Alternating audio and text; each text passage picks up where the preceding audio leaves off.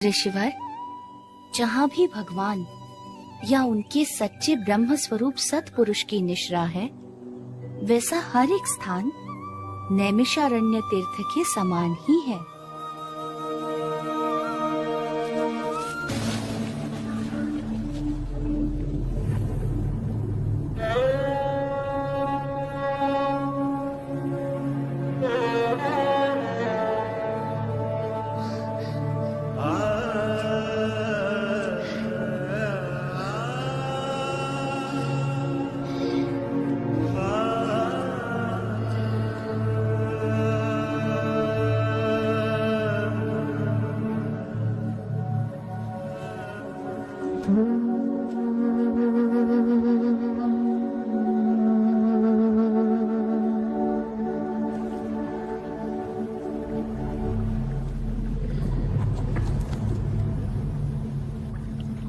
निरंतर 3 दिनों तक भूखे प्यासे रहने के बाद यदि किसी भी सामान्य मनुष्य को पानी मिल जाए तो उसके लिए तत्काल पानी पी लेने से अधिक प्राथमिकता और कुछ भी नहीं हो सकती थी। परंतु नीलकंठ वर्णी के लिए ऐसी विपरीत परिस्थितियों में भी सबसे अधिक प्राथमिकता थी उनकी भक्ति।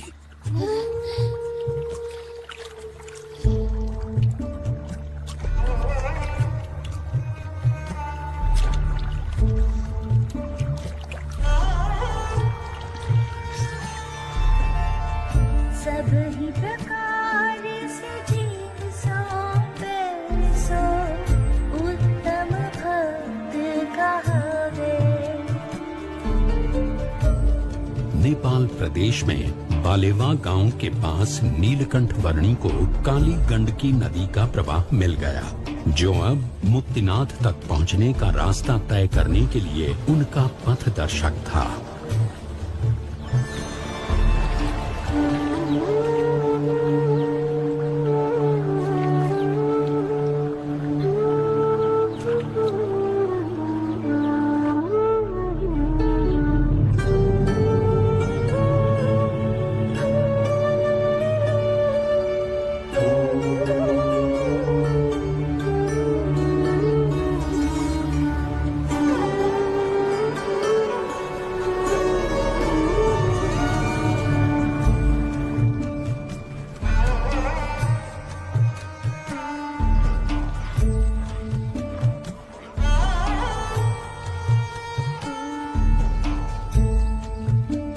और इसीलिए रोज सुबह सबसे पहले भगवान की पूजा प्रार्थना करनी चाहिए और उसके बाद ही बाकी सब कामों की शुरुआत करनी चाहिए।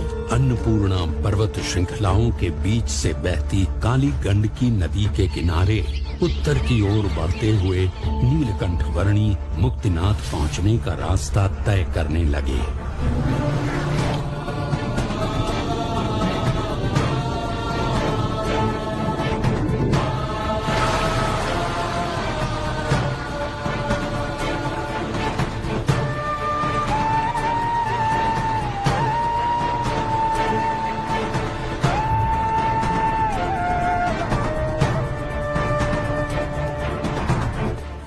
काली गंडकी नदी का प्रवाह मुक्तिनाथ जाने के लिए नीलकंठ वर्णी का मार्गदर्शक था और तातोपानी क्षेत्र से आगे किसी घाटी में से चलते समय कहीं पर काली गंडकी नदी का वो प्रवाह मानो अदृश्य हो गया।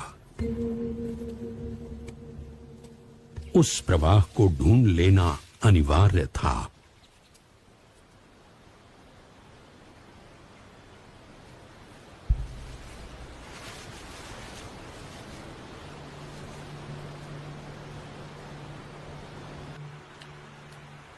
पानी की आवाज की दिशा में आगे बढ़ते हुए संध्या काल होते होते नीलकंठ वर्णी एक ऐसे स्थान पर आ पहुंचे जहां 2 पर्वतों के बीच की खाई में स्थित एक गुफा में सामने से पानी का प्रचंड प्रवाह आ रहा था। मुक्तिनाथ पहुंचने के लिए यदि काली गंडकी नदी को पुनः पाना था तो यहीं से होकर जाना था। ऐसा निश्चय करके नीलकंठ वर्णी इस भयानक गुफा में से बहते हुए पानी के प्रचंड प्रवाह का सामना करते हुए आगे बढ़ने लगे।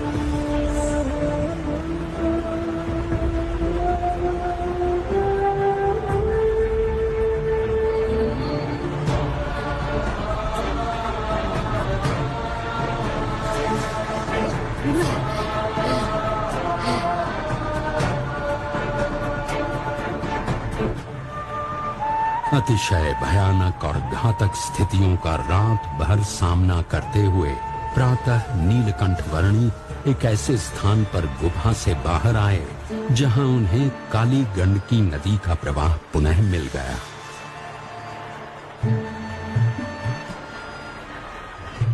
मुक्तिनाथ पहुंचने के लिए पुनः काली गंडकी नदी के किनारे उत्तर की ओर बढ़ चले नीलकंठ वर्णी की कुछ हठ योगी सन्यासियों से भेंट हो गई। आप सभी हठ योगियों को हमेशा उचित साधना करने का मार्गदर्शन मिलता रहे और अंततः परमात्मा की भक्ति का उत्तम योग प्राप्त हो, ऐसी मेरी शुभेच्छा है।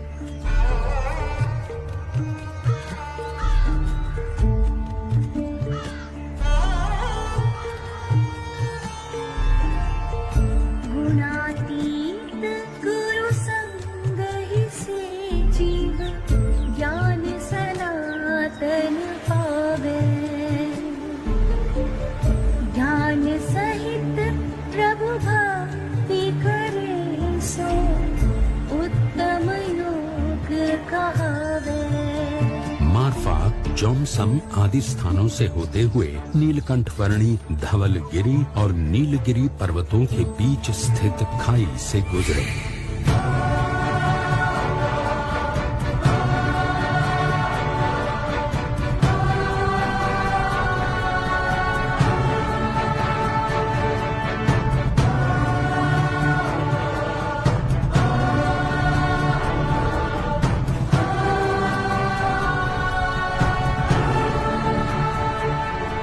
विश्व की कुछ सबसे गहरी खाइयों से होते हुए नीलकंठ वर्णी एक ऐसे क्षेत्र में आ पहुँचे जहाँ सबसे वास्तविक रूप के शालिग्राम प्राप्त होते हैं, ऐसा माना जाता है। ये थोड़ा बहुत शालिग्राम लग रहा है। नहीं, पक्का होगा। और ढूंढता हूँ, शायद इससे भी अच्छा मिल जाए। आप कुछ ढूंढ रहे हो? हाँ, सच्चे शालिग्राम। इस विस्तार में अनगिनत पत्थर हैं, ऐसे काले काले। और ऐसे अनगिनत पत्थरों में से कभी कभार एक सच्चे शालिग्राम मिल जाते हैं। बड़े अमूल्य होते हैं सच्चे शालिग्राम, क्योंकि सच्चे शालिग्राम की मूर्ति में भगवान बसते हैं।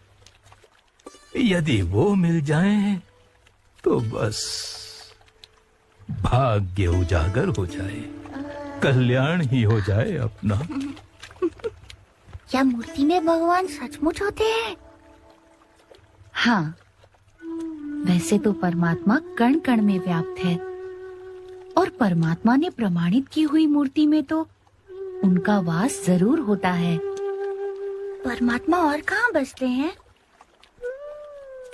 अपने धाम में, और यहाँ इस पृथ्वी पर ब्रह्म स्वरूप संत में। जैसे इन अनेकों में से कोई एक शालिग्राम होते हैं, वैसे अनेक प्रकारों में एक सच्चे प्रकट ब्रह्म स्वरूप संत होते हैं, जिनमें साक्षात परमात्मा का सांगोपांग निवास होता है। परमात्मा स्वयं या ऐसे ब्रह्म स्वरूप संत ही जीव को परम कल्याण का मार्ग दिखा सकते हैं। और इसीलिए उन दोनों की प्राप्ति भी अति दुर्लभ है।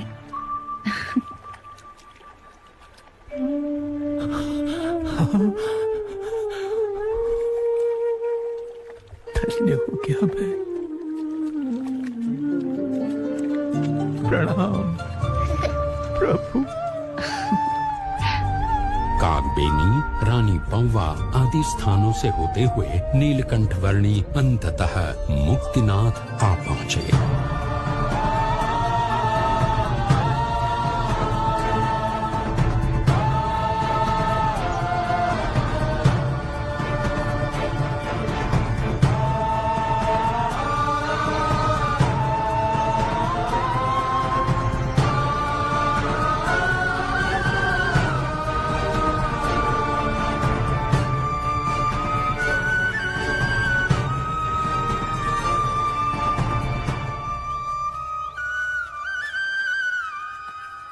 नीलकंठ वर्णी जब मुक्तिनाथ आ पहुंचे, तब उनकी उम्र थी लगभग 12.5 वर्ष।